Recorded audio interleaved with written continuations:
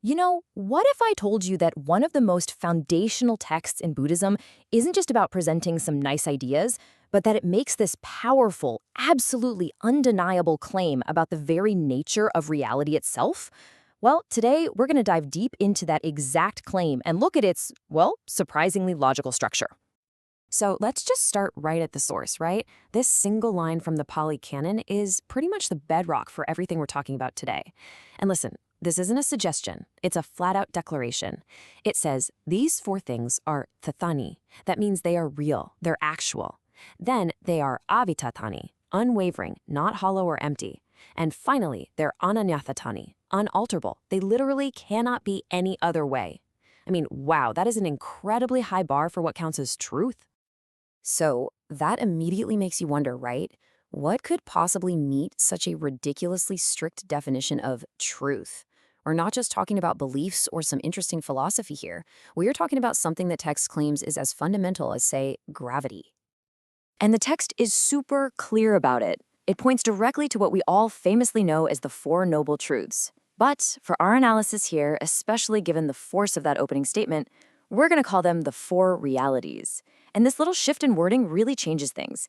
It moves our perspective from something you're supposed to believe in to something you can observe and understand for yourself. Okay, so what are these four realities then? Let's just for a moment set aside the usual translations you might have heard. We're going to look at them through the lens of the text itself, which I think is going to help us see them in a totally new light. All right, here they are. First step, we've got dukkha, which we're translating here as the reality of oppression. The second is samudayo, or the reality of accumulation. Third, there's nirodho, the reality of escape. And last but not least, maggo, the reality of guidance. Now, you got to understand these words were chosen very, very carefully because the text doesn't just name them. It goes on to dissect them with just incredible precision. Okay, so let's get into the good stuff.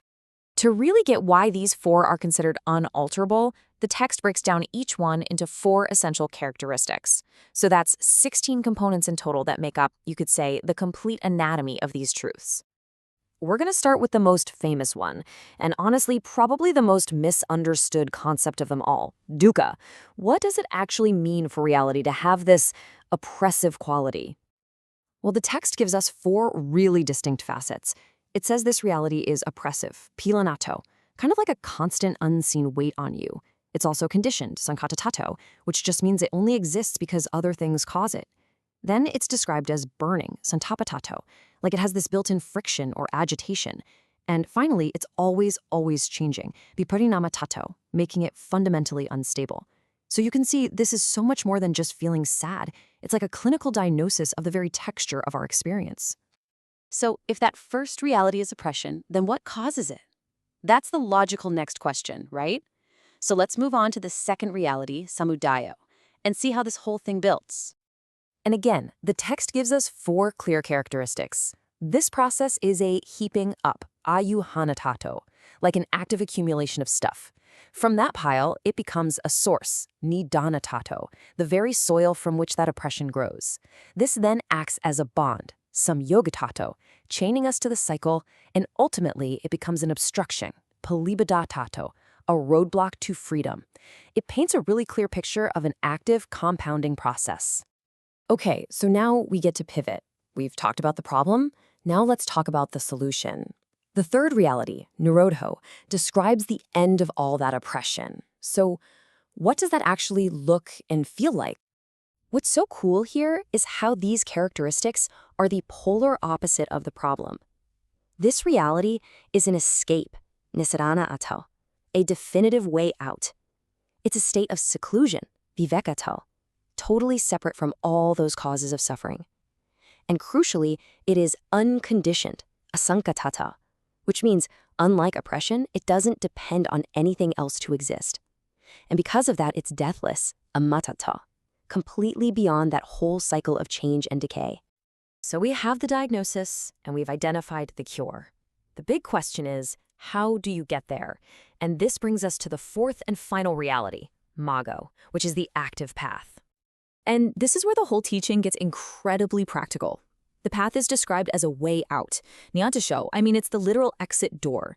It acts as a cause. Hetuto, these are the specific things you do that lead to the goal. And this is all accomplished through seeing, dasanato, as in developing real, true insight, which ultimately leads to mastery, adipateyato, or, complete and total sovereignty over your own mind. So there we have it. We've broken reality down into these 16 distinct pieces, 4 aspects for each of the 4 realities. But guess what? The text doesn't just stop there. It makes an even more profound claim about how all of this is ultimately understood. The key term to get here is ikapativedanya.